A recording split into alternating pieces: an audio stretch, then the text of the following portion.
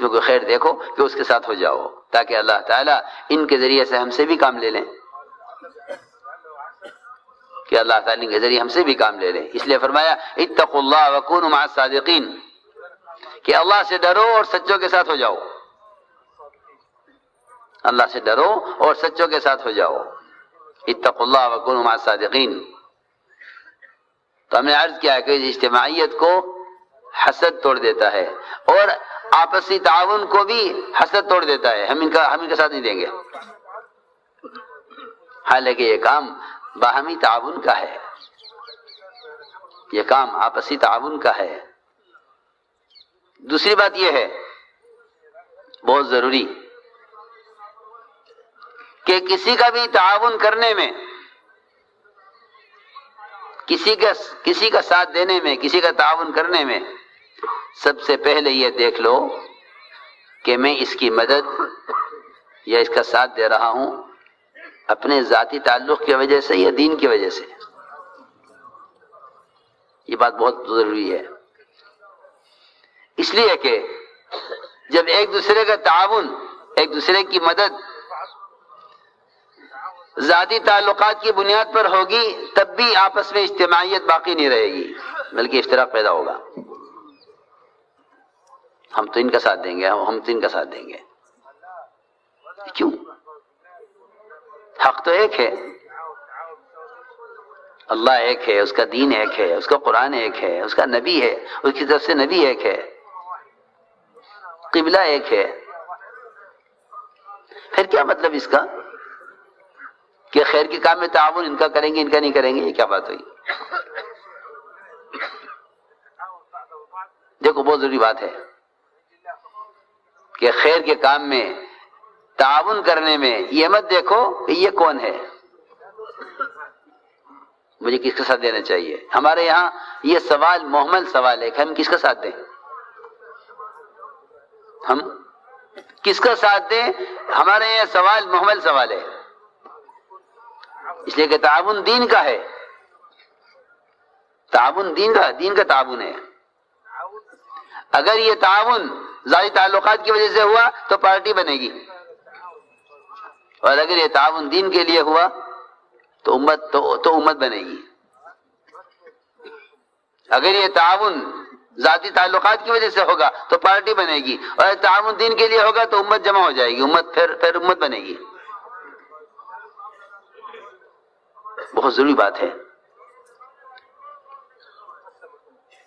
ایک عرض کرتا ہوں کہ اگر کوئی شخص انصار مدینہ کی بھی مدد کرے، وہ انصار مدینہ جو آپ کے زمانے میں تھے،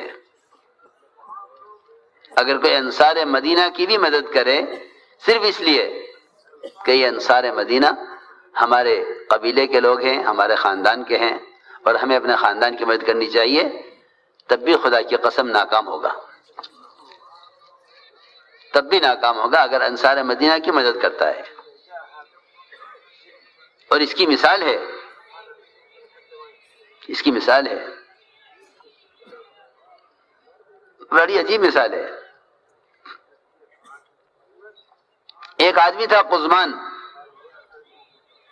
جب اس کا ذکر آتا تھا حضور اکرم صلی اللہ علیہ وسلم کے سامنے تو آپ فرماتے تھے کہ میں نے قزمان کو جہنم میں دیکھا ہے۔ صحابہ کیوں، کیا وجہ ہوگی؟ میں نے قزمان کو جہنم میں دیکھا ہے۔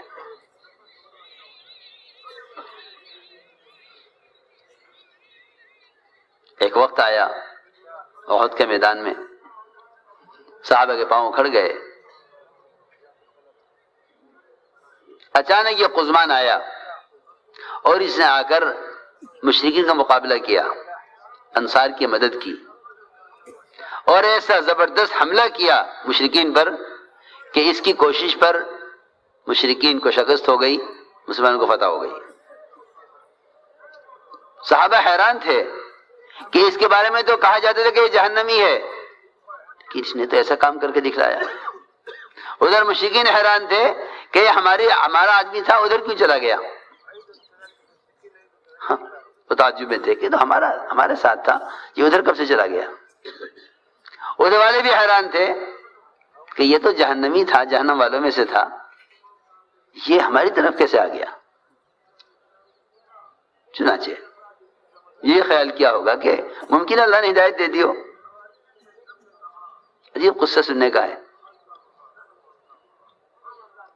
چنانچہ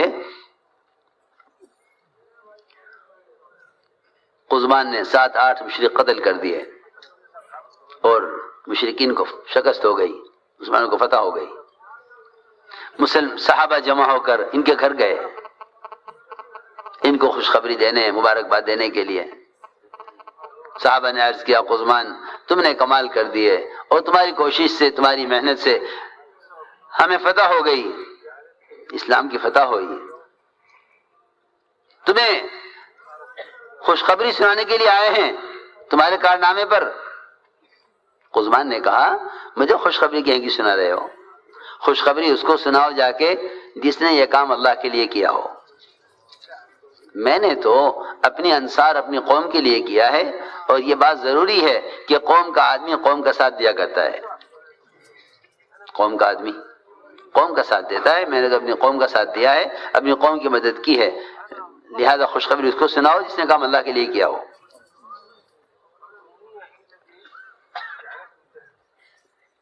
میں نے تو اپنی قوم کا ساتھ دیا ہے، مجھے کیا مطلب اس سے حق کدھر ہے، باطل کدھر ہے، صحیح کیا ہے، غلط کیا ہے؟ آپ کیونکہ میری قوم کے لوگ ہیں، مجھے آپ کو جتوانا تھا، آپ کا ساتھ دینا تھا، میں نے آپ کا ساتھ دیا ہے۔ اس کے بعد روایت میں ہے کہ اس نے اپنے ترکش میں سے تیر نکالا اور اس کو زمین پر کھڑا کیا اور اس پر اپنا سینہ رکھ کر زور لگایا، سینے کے اندر تیر کو داخل کیا، اور اس سے اس نے خودکشی کی اور اسی طرح اپنے آپ کو قتل کیا۔ آپ نے پہلے فرما دیا تھا کہ قزمان کو میں نے جہنم میں دیکھا ہے۔ یہ ایک ایسا واقعہ ہے، یہ ایک ایسا واقعہ ہے جو ہمیں اس بات کا سبق دیتا ہے سب کو کہ کسی بھی کام کے کرنے سے اس کی کیا ضرورت ہے، آواز تو اس کی بہت تیز ہے، اسے بند کر دو، اس کو کوئی ضرورت نہیں ہے اس کی۔ ہاں سنو غور سے کہ یہ ایسا واقعہ ہے کہ ہم میں سے ہر شخص خود غور کرے، ہمیں سے ہر شخص خود غور کرے کہ آیا وہ کسی کا تعاون اس سے ذاتی تعلق کی وجہ سے کر رہا ہے یا کسی کا تعاون دین اور حق کی وجہ سے کر رہا ہے۔ بہت آسان بات ہے، امت جمع ہو جائے گی، امت جمع ہو جائے گی کہ ایک دوسرے کا تعاون یہ سوچ کر مت کرو یہ میری قوم کا ہے، میرے علاقے کا ہے، میری زبان کا ہے، میرے رنگ کا ہے، میرے خیال کا ہے، میرے خاندان کا ہے، میرے صوبے کا ہے، نہیں، یہ کوئی چیز نہیں ہے، یہ کوئی چیز نہیں ہے کہ دین اور دین کے کاموں میں تعاون صرف دین کے لیے تو کوئی بھی ہو۔ ہم اس سے کیا مطلب ہے کون ہے کہ جو آدمی بھی دین کا کام کر رہا ہم اس کے معاون ہیں، ہم اس کے معاون ہیں کہ ایک دوسرے کا تعاون کرو اس بنیاد پر۔ اور میں قسم کھا کر کہہ سکتا ہوں کہ اگر تعاون کی بنیاد شخصی تعلقات نہیں ہے تو امت جمع ہو جائے گی، اور اگر تعاون کی بنیاد شخصی تعلقات ہیں تو امت پھٹے گی، یہ پکی بات ہے۔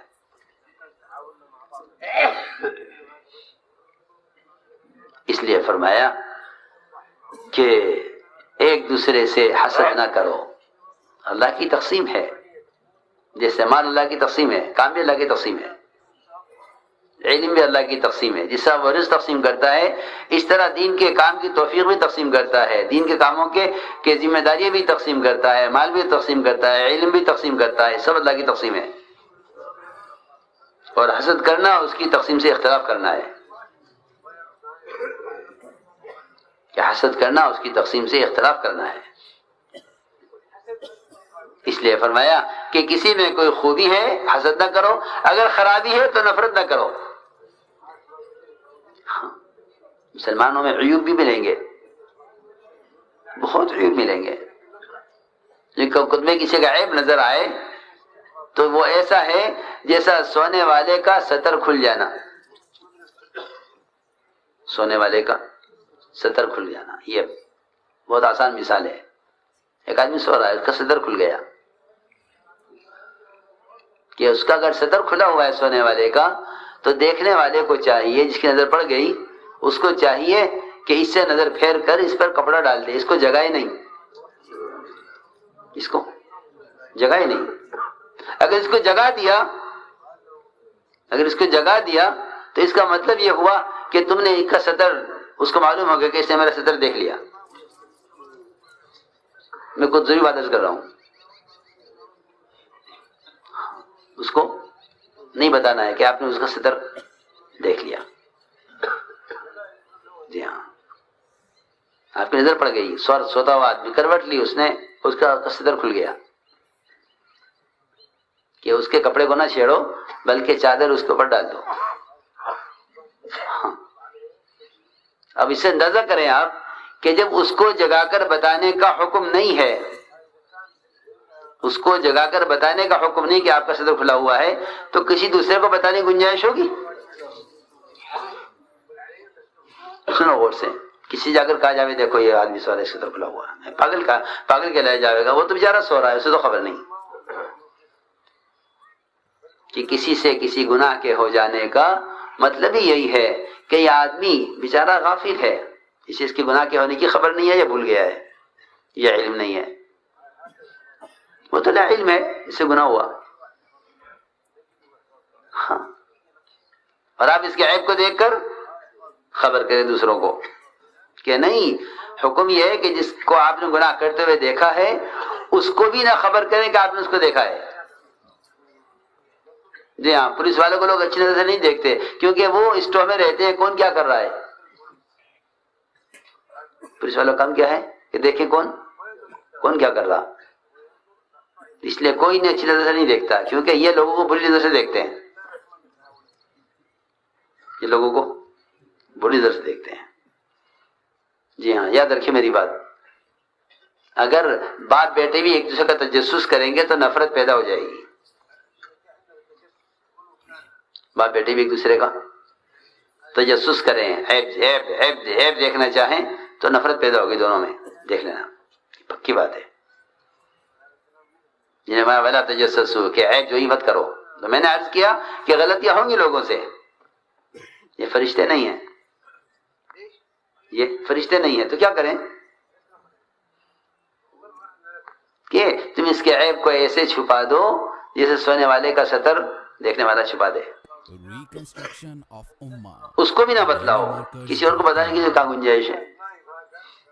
پر ہمیں صحابہ کرام کے عمل سے یہی ملا ہے. عمر رضی اللہ تعالی عنہ، جن کے ذمہ امت کی نگرانی بھی ہے، تربیت بھی ہے، اور جن کے ذمہ حد قائم کرنا بھی ہے، حد قائم کریں. چوری کی حد، زنا کی حد، شراب کی حد، حدود قائم کرنے کا حکم ہے امیر کو، اور امیر کا حکم ہے کہ وہ لوگوں کی نگرانی کرے. وہ نکلے رات کو پہرا دینے کے لیے مدینی گلیوں میں، تو ایک گھر کے اندر سے آواز سنی گانے کی، گئے اور دیوار پھلان کر گھر میں داخل ہوئے. دروازہ کھلوائیں گے تو وہ غلطی کر رہا ہے، چھوڑ دے گا غلطی کو، تو کیسے کہیں گے آپ یہ کر رہے تھے. جب پھلان کر گئے تاکہ اسے گناہ کرتے ہوئے پکڑیں. دیکھو میری بات سنو غور سے، ہماری چاہت یہ ہوتی ہے کہ جو گناہ کر رہا گناہ کا اعتراف کرے. اور صحابہ کی زندگی میں یہ ملے گا، خلفاء راشدین زندگی میں ملے گا کہ گناہ کرنے والا کسی طرح گناہ کا انکار کر دے. عجیب بات ہے، ہم غلطی کرنے والے سے اقرار کرواتے ہیں، اقرار کرو، نہیں کرتے پھر کرو، اقرار کرو کہ میں نہیں کیا ہے. کہاں صحابہ؟ ہمارا ہر کام فساد کا، ان کا ہر کام اصلاح کا. جی ہاں، عجیب بات ہے، وہ غلطی کرنے والے سے انکار کروا رہے ہیں کہ انکار کرو. وہ انکار کروا رہے ہیں غلطی کرنے والوں سے، اور ہماری ساری قوت اور کوشش وہ ایک غلطی کرنے والے سے اقرار کرانے کی ہے کہ آپ اقرار کرو. عجیب بات ہے. زنا کا اقرار کرو، چوری کا اقرار کرو. جی ہاں، ہماری کوشش یہ ہے تاکہ ہم پکڑیں اس کو. پھر پکڑ تو ہے ہی نہیں. حساب اور عذاب تو اللہ کے علاوہ کوئی اس کا حقدار ہی نہیں. اللہ کے علاوہ کوئی اس کا حقدار نہیں ہے کہ وہ کسی کا حساب کرے یا کسی کو یا کسی کی گرفت کرے. بالکل نہیں. حساب اور عقاب وہ صرف اللہ ہی اس کے مالک ہیں اور کوئی نہیں ہے. اس کا کوئی حقدار نہیں ہے ساری مخلوق میں. نبی کے بارے میں کہہ دیا لست علیہم بمسیطر کہ ہم نے آپ کو داروغہ نہیں بنایا، آپ درگزر سے کام لیں. جی ہاں، نبی کو بھی اس کا حکم ہے. تو اور کون رہ گیا؟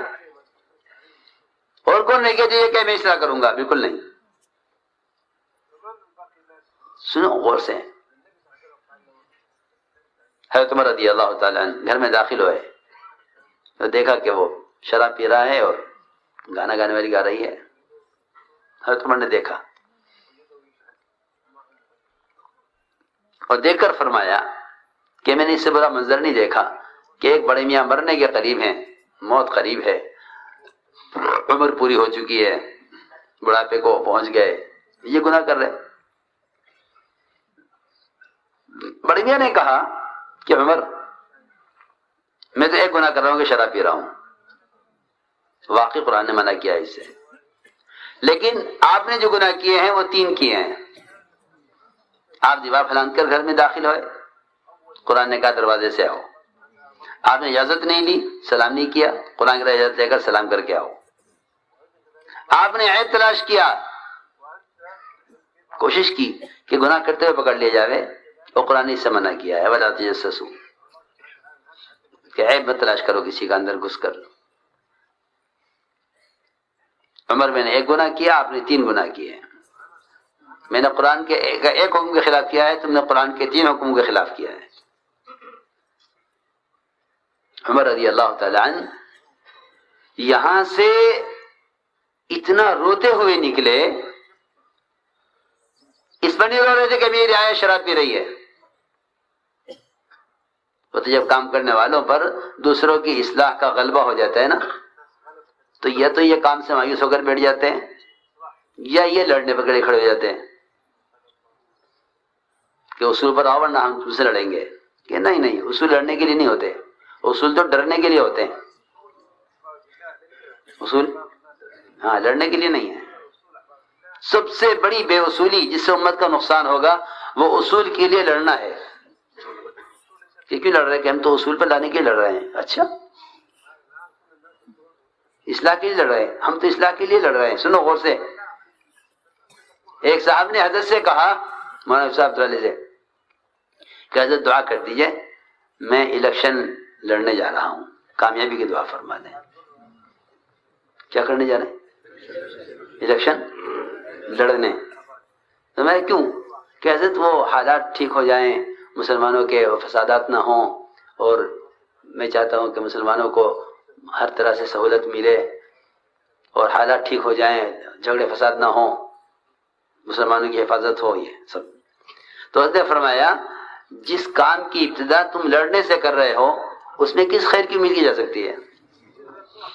تم تو خود ہی کہہ رہے کہ میں الیکشن لڑنے جا رہا ہوں. جب تمہارا خود لڑنے کا ارادہ ہے تو اللہ تم سے اصلاح کا کام کیسے لے لے گا کہ تمہارا ارادہ لڑنے کا ہے؟ ہاں، کتنے لوگ ہیں جو اصول کے لیے لڑ رہے ہیں کہ ہم تو اصول کے لیے لڑ رہے ہیں. کہ نہیں، اصول کے لیے لڑنا تو نبوت میں کہیں بھی نہیں ملے گا، نہ دور صحابہ میں کہیں ملے گا کہ اصول کی لڑائی کریں. کہیں نہیں. سب سے بڑی بے اصولی، سب سے بڑی حماقت ہے یہ کہ آدمی اصول کی لڑائی کرے. کہ نہیں، کام کرنے والے ایسے نہیں ہوتے کہ جو کسی چیز کو اصول پر لانے کے لڑے. نہیں، جو کہیں کہ بے اصولی کا صرف ایک ہی علاج ہے کہ تم اصول یاد دلاتے رہو اور اللہ سے تنہائی میں دعائیں کرتے رہو. بس اس سے زیادہ کا کوئی مکلف کیا ہی نہیں گیا. اس سے زیادہ کا کوئی مکلف نہیں کیا گیا. اگر اس سے زیادہ کرو گے تو خود مجرم بنو گے. جو کام تمہیں کرنے کے لیے دیا نہیں گیا تو تم نے کیوں کیا؟ کوئی ہے ہی نہیں، گنجائش ہی نہیں ہے اس کی. اس لیے میں نے عرض کیا کہ دوسرے کی اصلاح کی کوشش آدمی کو جو ہے غصے میں ڈال دیتی ہے اور مقابل بنا دیتی ہے، اس سے فساد پیدا ہوتا ہے۔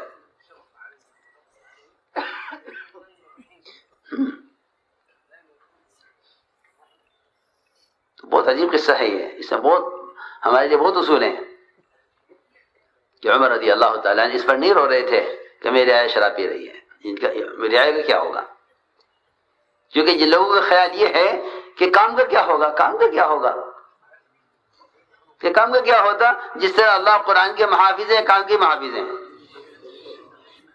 ہاں، اللہ اپنی دین دعوت کے محافظ ہیں، فکر اپنے نہیں کرو کہ کام کا کیا ہوگا، کام کا کیا ہوگا، کہ کام تو نکلا چلا جا رہا تمہارے ہاتھوں سے آگے۔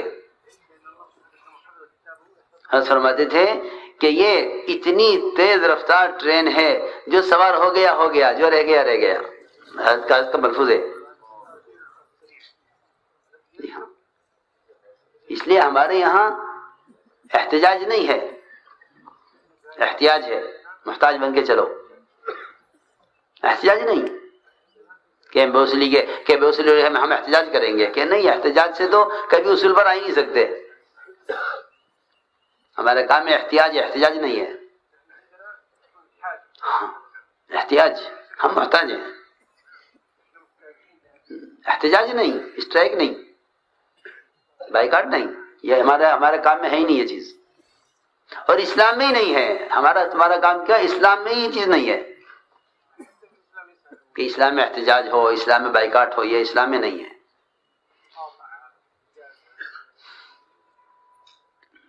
تو عمر رضی اللہ تعالیٰ روتے ہوئے نکلے اور اپنے رونے کی آواز کو دبانے کے لیے دانتوں میں چادر دبائے ہوئے تھے کہ میری آواز رونے کی اور کوئی نہ سن لے، پوچھے گا کیا ہوا تو بتانا پڑے گا۔ وہاں سے نکلے اور خاموشی سے واپس چلے گئے۔